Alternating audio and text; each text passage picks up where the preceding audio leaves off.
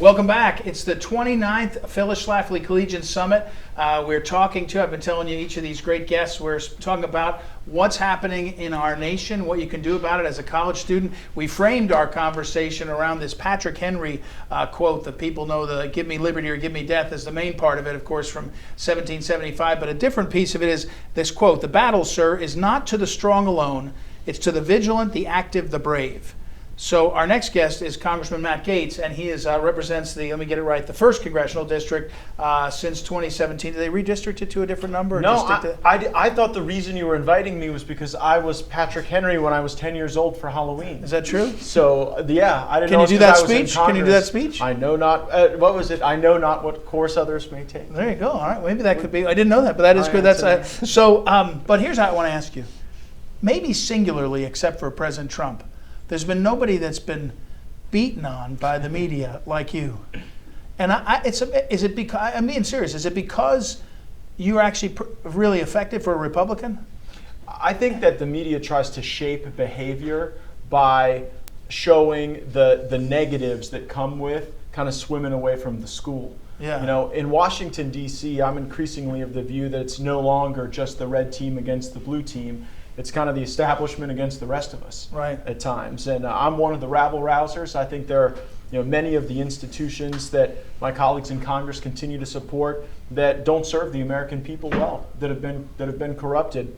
And that seems to get me a fair amount of attention from the media. But you know what? I wear it as a badge of honor because I think there is a very ignitable movement of patriotic Americans who love our country, who want to be engaged, who want to do positive, productive things to see our nation move forward. And if we got to get a few scabs and bruises along the way, so be it. Well, I think that's the other thing. The late Phyllis Schlafly, they used to go after her and pummel her and all the things. And she, like you are, she just seemed happy about, joyful. I mean, so it doesn't not that all the hits aren't fun, right? But I mean, it's like, hey, if you're doing this for a reason. But the thing that was so unfair, they hammer you and then they go away, and half the country goes away going, Matt Gaetz did whatever, and it never and there's never on page A17 it's there was actually a extortion scheme against him. Yeah, that scenario manifested just today when my colleague Barry Loudermilk, after having been called an insurrectionist, that he had led recon tours under the Capitol. Right. Of course, today the information came out that was all nonsense and bogus, and we were lamenting that at times your vindication does not always get the same attention as untrue things that are said about you. That select committee, though, January 6th select committee, Thomas Massey called it a star chamber just now, but there's nothing more un-American about that, is there? I mean, it's totally unfair, and it's weaponizing lie after lie after lie against the American people. And I think our side knows that, and I think their side is largely committed to the theater anyway. And for that small group in the middle, I would ask, don't you want to see our country resolve disputes in a process where both sides are presented?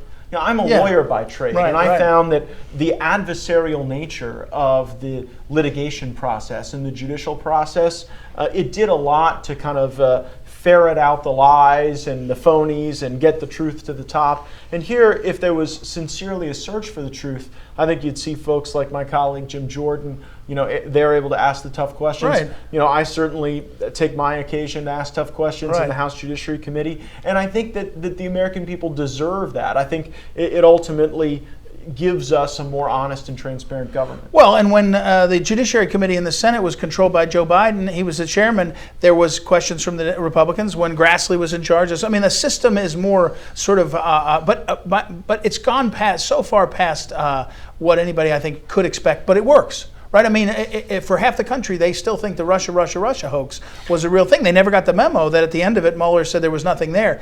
How do we get our way out of that? I mean, you're a star, on being serious, on the conservative channels, relatively, although, can I say, since you're not quite on board with all the wars, you're not quite as much of a star on Fox, right? I definitely am not for the never-ending wars, and that does put me at odds with some hosts and really on all the networks. But that's okay.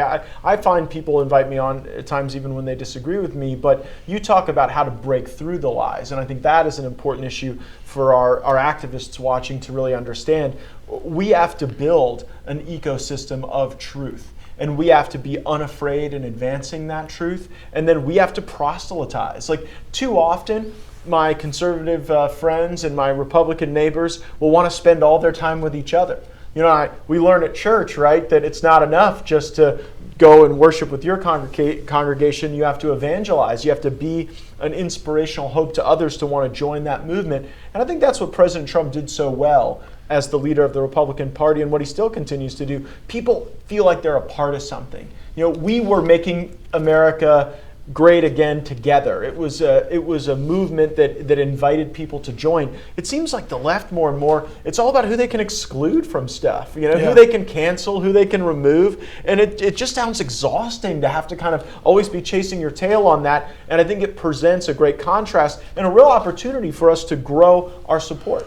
Well, and for college kids that are looking up and they're saying, I don't want forever wars. I don't want all this punitive conduct. You know, there was a point where what Donald Trump did on criminal justice reform felt like to a lot of young people what they related to, right? They were looking up and they're saying, Joe Biden wants to put everybody in jail from his crime bill for things that, you know, he doesn't understand.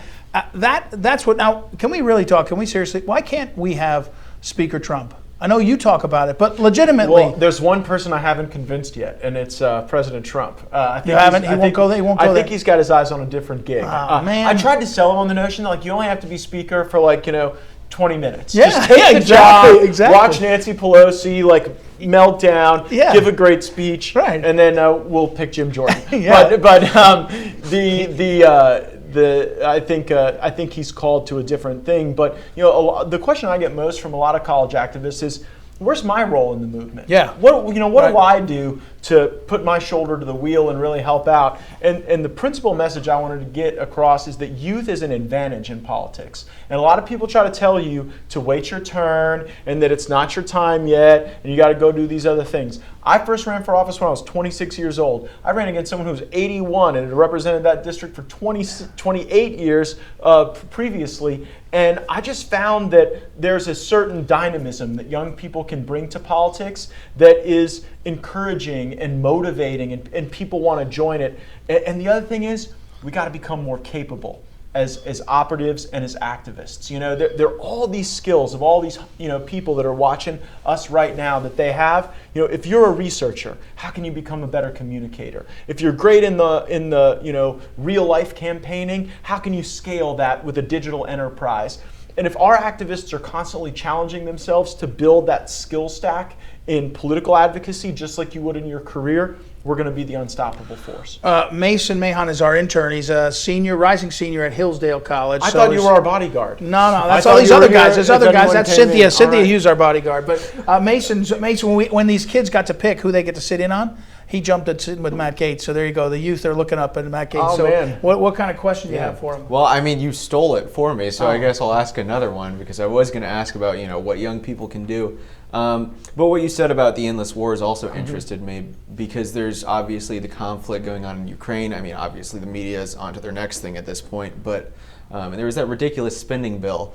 So I'm a little confused as to what America should even be doing about a conflict between two different countries on the other side of the globe. What's wild is as we are sending $40 billion to Ukraine, the Biden administration's Custom and Border Patrol Agency only requested $15.7 billion for our own border.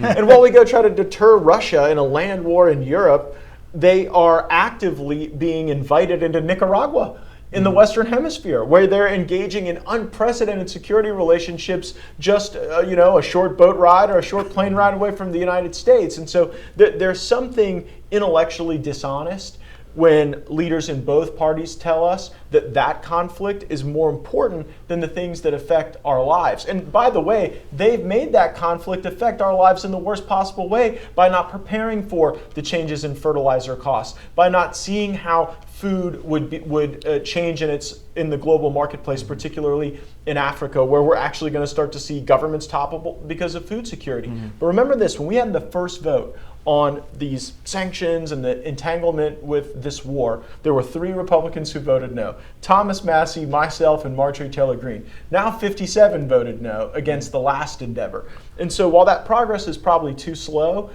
it is progress. We are winning the debate more and more each day with Republicans that there's something special about America that can't be replicated in some faraway land just because people at the National Security Council think that that's possible. I think about America not just as an idea, but as our home. And you can't just build it out of sand and blood and Arab militias in the Middle East, and you can't will it upon fledgling democracies in the former Soviet Union and expect that will be resilient. I mean, the way we had to carve this nation out of a wilderness was creating heroes, believing their stories, forming a nationalism around the uniqueness of our country. And for Ukraine or Venezuela or Cuba or any other place to go beyond their current condition, I think they need that type of a nationalist movement to be organic, not exported by the United States. Mm-hmm. Congressman Matt Gaetz, and you can find his Twitter handle at Matt Gaetz is active. Also, gaetz.house.gov to see all his official stuff. We'll tell that these college kids will maybe be voting for the first time in 2024. Do you want them to vote for candidate Trump? Absolutely. I believe that Donald Trump has led a political realignment in our country that is positive and that wins. There are people who will vote for President Trump who will not vote for any other Republican, right? Because there are a lot of Republicans who they feel have let them down. Trust is a series of promises kept. And we've broken a lot of promises to our voters on the border, on spending, the national debt. And I think that he will be able to marshal the enthusiasm to lead us to victory. So I am enthusiastically for the president. But honestly, I think there's an awakening now that's broader than just 1600 Pennsylvania Avenue. We now have a movement that is more vertically integrated, I think, than ever before. It used to be you couldn't find folks to go run for the county commission or mayor or school board, and now we have these people who love our country and want to see a robust education system out there running for these positions. And as a congressman, there's something inspiring about that. Like, we know we got backup now with better state legislators, with better people in local government, and we can really get this thing rolling again if we get the right leadership in D.C. One last question about our college students. In a world, and I'm looking next, Cynthia Hughes is coming, that's talking about the January 6th prisoners. Yeah. That they gotten themselves in the wrong place and they're being punished, right? They're being held and punished. College kids, you say the wrong thing, they'll ruin your life. It is the principal difference between like my geriatric millennial generation and this Zoomer generation. Like, we fought with our fellow students in class about cultural, social, political, economic issues, but it was sort of like how we fought about college football. You could get really mad and really angry about it, and it wasn't going to affect whether or not you were friends or acquaintances or associates or able to be partners on other projects. And there's something so absolute about the way that the woke left is looking at politics right now that ends up kind of being their own demise. And there's a lot of that I wish wasn't happening, but the byproduct of it is that the activists we're getting in this Zoomer generation are hardened, and they are fierce, and they are ready to go, and they are unafraid because they have been through stuff in high school and college with the cancellations and the coercion and the punitive measures that like the elder millennials did not have to go through. And so I'm kind of excited, when they start filling these positions, and they already are on congressional staffs, when they start, running for office and mounting spirited campaigns and running spirited campaigns, there's just going to be kind of a whole new energy to the fight that I think didn't exist with the crowd that, would have a debate and then go drink foreign beers at the Harvard government school afterwards. One last question then. The Republicans get the majority. Do you expect that they'll do it differently than the past? We have to. It's the only reason I'm sticking around. Honestly, I miss my beloved Florida so much, but I do not want to see our voters betrayed again. And I really believe when we had the House, the Senate, and the presidency, too many in Congress stood in President Trump's way, especially on the border, but on a whole panoply of issues. And the reason I am here is I don't want to see that backsliding to the neoconservative mean. I want us to continue to forge ahead under the America First policy banner. And the reason I'm sticking around is to try to recruit candidates who will hold the line on those issues and that will animate our conference, our fellow Republicans, to actually believe in stuff. What makes me so depressed is when I see people get elected and then they just sell out to the lobbyists and special interests. I'm like, why did you even run if you don't even want to cast votes based on what you believe, but you want to just come here and be a pass-through for some other entity? And we can't get back to that. We have to be faithful to the promises we made our voters, and if we do that, we will have the energy and the power and the tools to be able to get And the one country promise on track. you made, you've always held too, is you've never taken PAC money, right? I swore off PAC money years ago. When I got here, it was part of the thing, and I just like found myself so turned off by the notion of like going to 3 lunches a day and having people hand me their business card, a donation, and then the request for the appropriation they wanted or the bill they wanted me to sign on to. There was just something so unsavory about that. Well, Congressman Matt Gaetz, I'm glad you're sticking around. Thank you for coming to see us and for inspiring all these college students. They're drawn to your energy, and we'll look forward to a bright future with guys like you. Thanks very much. Let's go get them. Okay, 29th, Phyllis, Schlafly Eagles Collegians Summit. We'll take a break. We'll be right back, and thank you for tuning in. Visit phyllisschlafly.com to find out more. Be right back.